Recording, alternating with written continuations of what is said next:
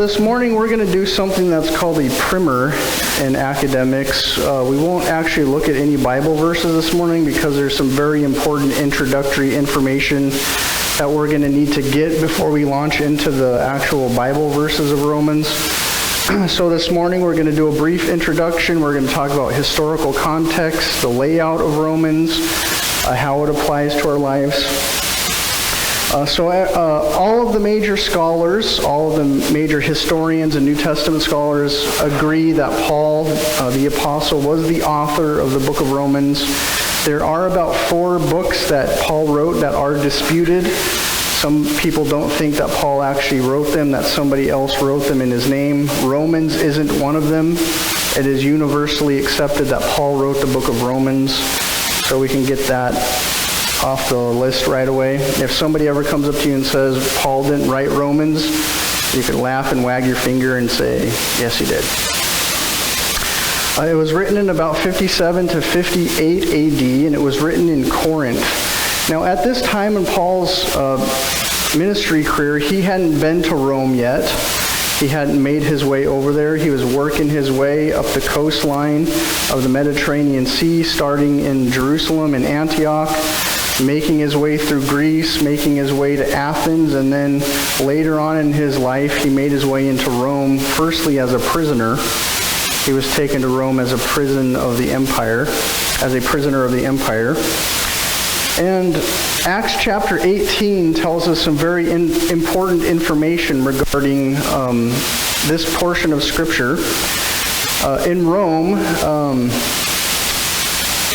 there was a wicked emperor named Claudius. He was a very hateful man. What he had did is there was a lot of chaos and a lot of strife going on, and he was blaming all of it on the Jews. The emperor before him, Nero, actually burned Rome to the ground and blamed it on the Jews. Claudius became the emperor with that hate still in his heart, and he issued a decree saying all of the Jews must flee Rome. They're no longer allowed to stay there. If you do stay, you're going to be put to death, so all the Jews need to flee.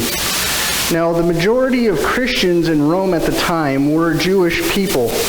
There were some other people, pagan Christians, who weren't part of the edict that were allowed to stay, but if you were Jewish, you had to leave, and so a lot of the Jewish Christian people left. Among them was Priscilla and Aquila, the famous tent makers that Paul met in Corinth, and they were told that they had to leave. If they didn't leave, they were going to be put to death.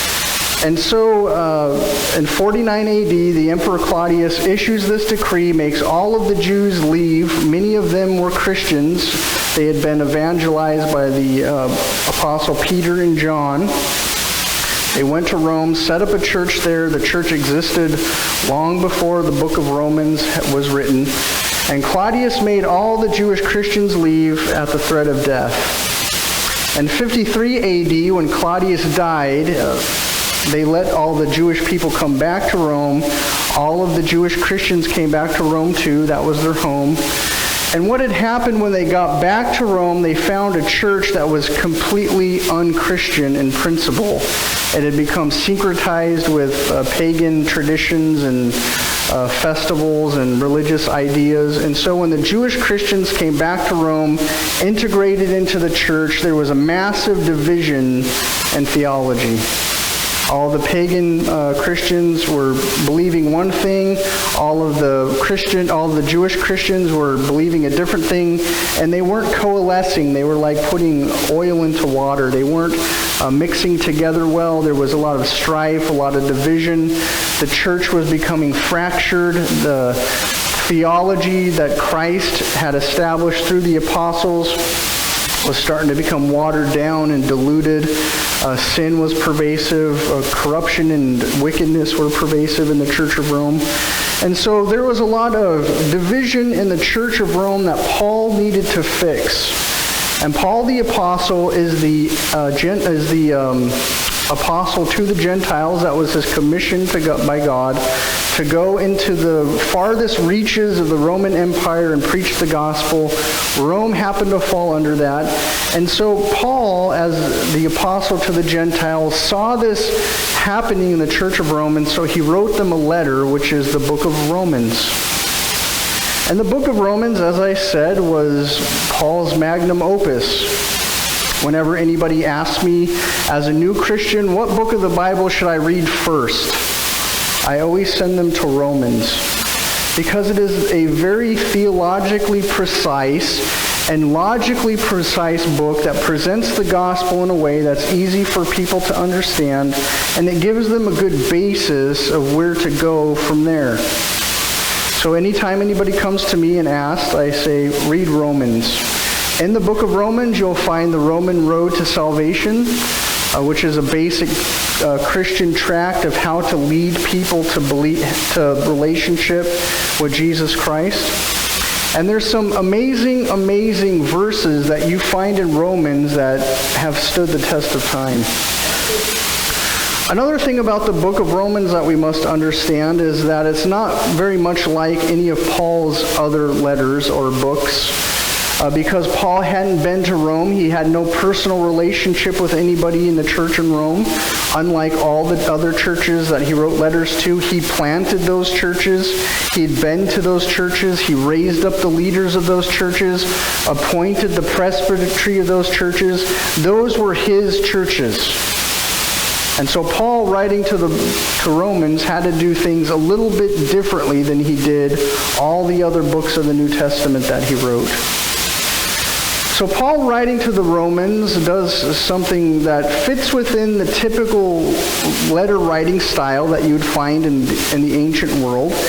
He does something that's called a prescript. Every ancient letter had a prescript. It says, this letter is written by X, it is written for X, and greetings, I come to you for something. Paul does that, but in the book of Romans, his prescript is the longest prescript we have in historical literature, including all of the New Testament, including all of the books outside of the New Testament. Paul's prescript in Romans is the longest you will find in ancient literature. He does that because he has to introduce himself to the Church of Rome. He doesn't know them. He's never been there. He's never talked to them. The only way that the people in Rome know who Paul is from his acclaim and his renown as being the apostle to the Gentiles. Paul, the great apostle. People know him from his reputation and nothing else. And so Paul has to introduce himself to the church in Rome in a way that he hadn't done before. And it's interesting when you read Romans next to 1st and 2nd Corinthians, you will see some very stark differences between those two letters. In 1st and 2nd Corinthians, Paul takes the liberty to chastise the church, to call them on their behavior, to put them in a place where they're in discipline by the Apostle Paul. And in the book of Romans, Paul doesn't do that because he doesn't have the relationship with the people in order to do that. He has to present himself in a way that is an outsider coming in a way that reflects his apostolic authority to a people who don't know who he is outside of his reputation. So Paul writes this really long prescript, 7 verses of prescript, introducing himself to the church, telling him who he is, where he got his authority, where he got his commission, and what he would like the Church of Rome to do from that point going forward. You see, Paul could have at any time in his ministry career taken a boat across the Mediterranean Ocean to the peninsula of Italy, went to Rome, set down his authority as an apostle of Jesus Christ, and done things completely differently. He wanted to send them a letter first. And it's pretty typical of Paul to do that. And other writings in the New Testament, we know that Paul wasn't a very presentable person when he was in person with people. He always wrote a letter first because he was more articulate in writing than he was in speech.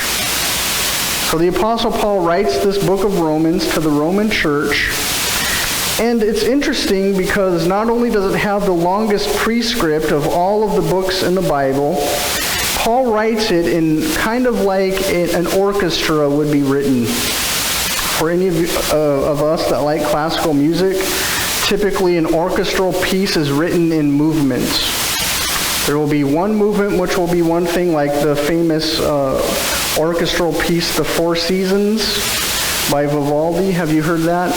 It's written in 4 movements to signify the 4 times of year: fall, winter, spring, summer. So Paul writes the book of Romans much like somebody would write an orchestral piece. He writes it in 4 movements. So for the study in the book of Romans, you probably want to take notes, okay? And the people that miss today are going to be a step behind because this is important information, so they're going to have to watch the video on YouTube. But Paul wrote the book of Romans in 4 movements, and each movement is signified by a specific range of topics that Paul wants to establish with the Roman church. The first movement is the revelation of God's righteousness. That covers chapters 1 through 4. The second movement is creation of a new humanity. That's chapters 5 through 8. The third movement is the fulfillment of God's promise to Israel. That's chapters 9 through 11. And then the fourth movement and the final movement, the conclusion of the letter to Rome, is unification of the church, and that composes chapters 12 through 16. It's important that Paul wrote a letter like this, because as an outsider coming into a new church, he had to do something so that people would understand where he's coming from. One of the things that Paul does first is he gives a historical sketch of how all of humanity is condemned for their sin. It doesn't just include the Gentiles, it includes the Jewish people too. It doesn't only include pagans, it also includes Christians. Everyone is condemned because of the sin they have in their life. So Paul has to write to the Romans and set out the fact that although we are condemned because of the things we do, there is a way that makes us sanctified, justified, and holy before a holy God. So of the 4 movements, it's composed of 8 parts. The first part is condemnation. There's a need for God's righteousness, and Paul breaks that down in chapters 1, verse 1 through chapter 3, verse 20. He says that all people have sinned and fallen short of the glory of God. That's Romans 3:23. Every person, every human, if you draw breath through your nose into your lungs and you're a human being, you are a fallen person and you have sinned in the eyes of a holy God. So Paul establishes the fact that everybody is under the curse of the sin. It doesn't matter if you're Christian or Jewish, Roman, pagan, Greek. It doesn't matter if you wear human flesh, you're a fallen person. Because a lot of people like to think that they're Christian and so there's something special about them and they don't need the forgiveness of God. Completely false. Every person needs the forgiveness of God. Paul says, for all have sinned and fallen short of the glory of God. Romans 3:23.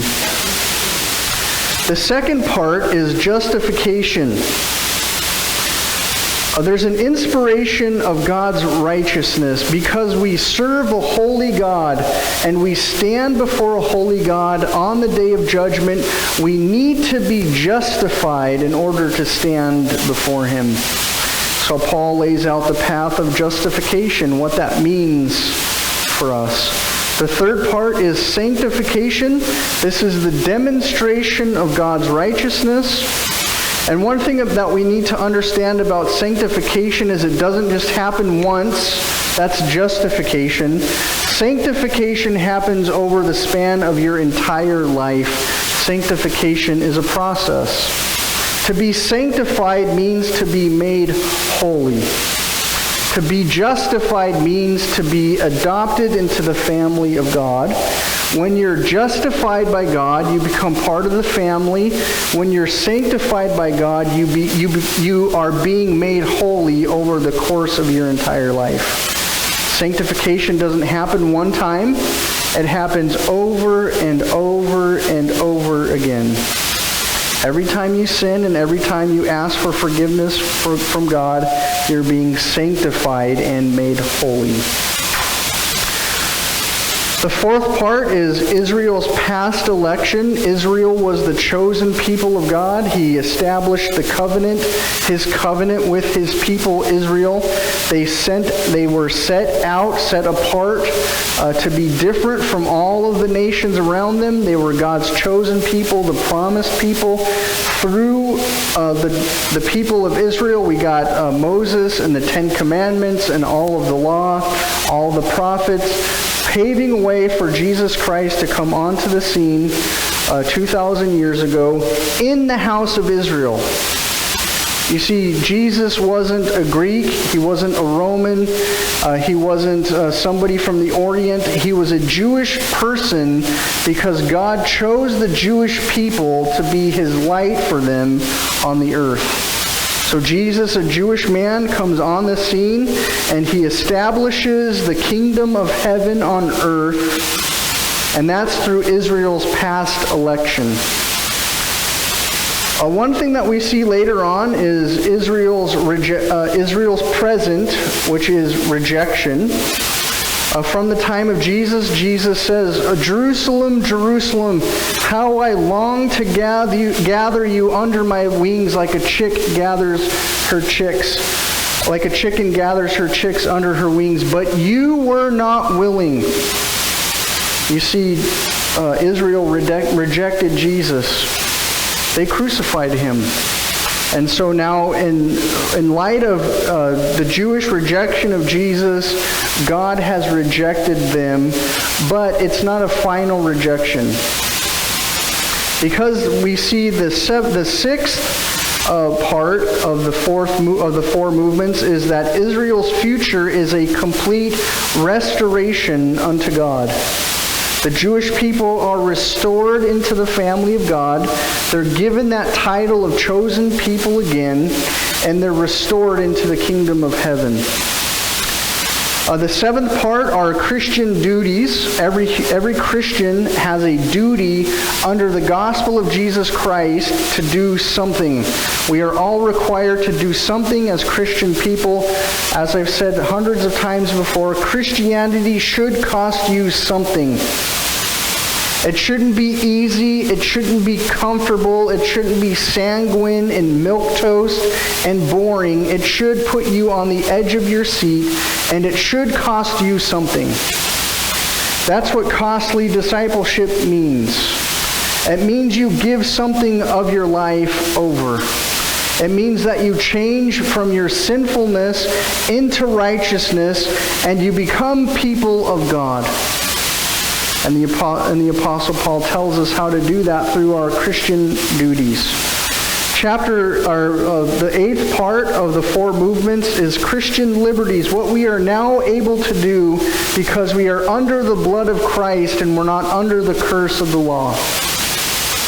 We know Peter had a big problem with trying to affiliate with Gentile people.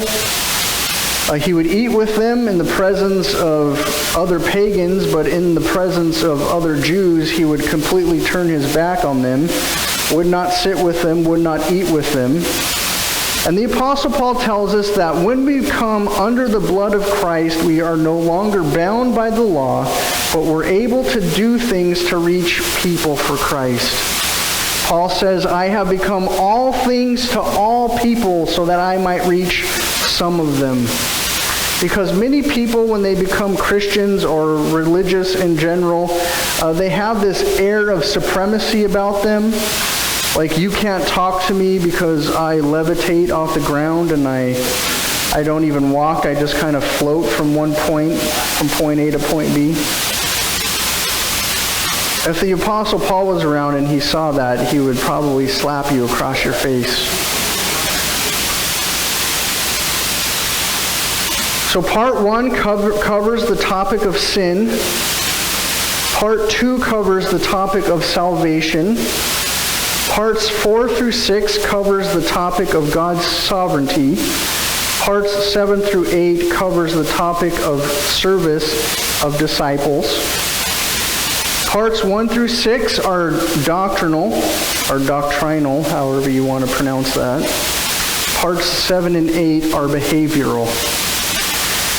And there's a quote that I want to share with you from Dr. Kenneth Boa. He's a Pauline expert, especially on the book of Romans. And he wrote this: Romans, Paul's magnum opus, is placed first among his 13 epistles in the New Testament. While the 4 Gospels present the words and works of Jesus Christ, Romans explores the significance of his sacrificial death. Using a question and answer format, Paul records the most systematic presentation of doctrine in the Bible. And this is the important part. But Romans is more than a book of theology. It is a book of practical exhortations. The good news of Jesus Christ is more than facts to be believed. It is also a life to be lived. A life of righteousness befitting the person justified freely by God's grace through the redemption that is in Christ Jesus. That's Romans 3:24. So Christianity just isn't a set of beliefs, a set of maxims, a set of moral principles that we believe in our heart. It is something we actually live out in our actions. Christianity is a very practical religion. As a matter of fact, it forces you to be practical about what you believe. When Jesus commands us to help the poor and the sick and the infirmed and the lame and the blind and the downtrodden, he meant that literally. It wasn't a suggestion, it was a commandment. And so if you call yourself a Christian person and your religion is not practical, as the book of James tells us, the one religion that God finds the most true is the one who looks after widows and orphans. If you're not living that faith, you're living the wrong kind of religion. Because Christianity compels you to do something. You don't have to do everything.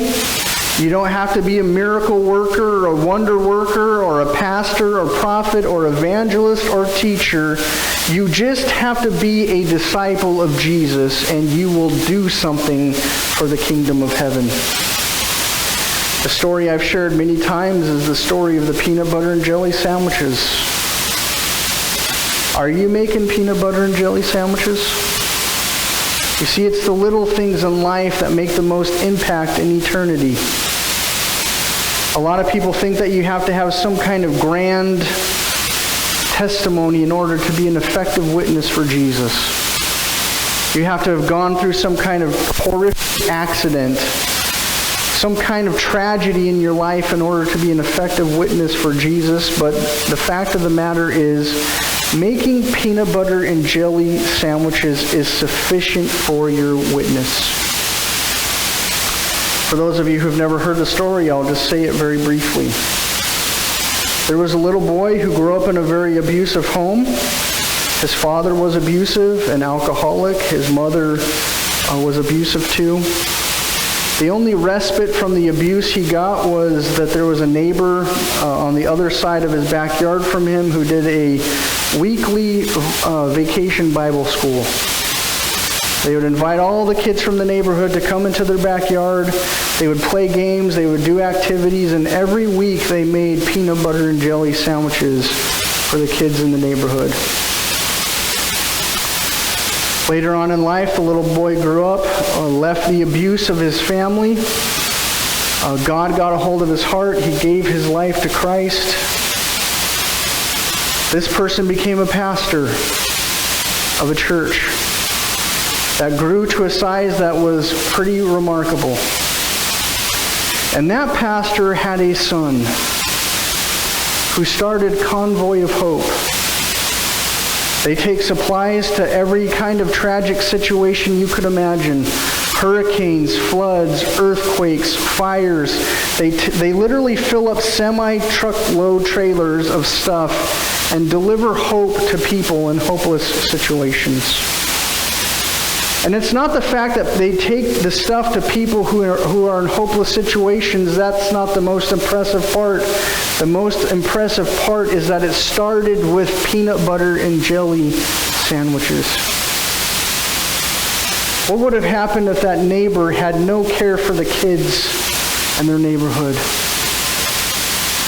If you look at it from the grand scheme of things, thousands of people's lives have been affected because they were willing to make peanut butter and jelly sandwiches. And now they take hope all over the United States. From peanut butter and jelly sandwiches, can you believe that? So no matter how small you think your service is, how insignificant it may feel, you leave ripples in eternity when you anchor your life to Christ. So we're compelled and we're forced to do something. Romans is more than a book of theology. It is also a book of practical exhortations. The good news of Jesus Christ is more than facts to be believed. It is also a life to be lived. Are you living it? Are you living that life?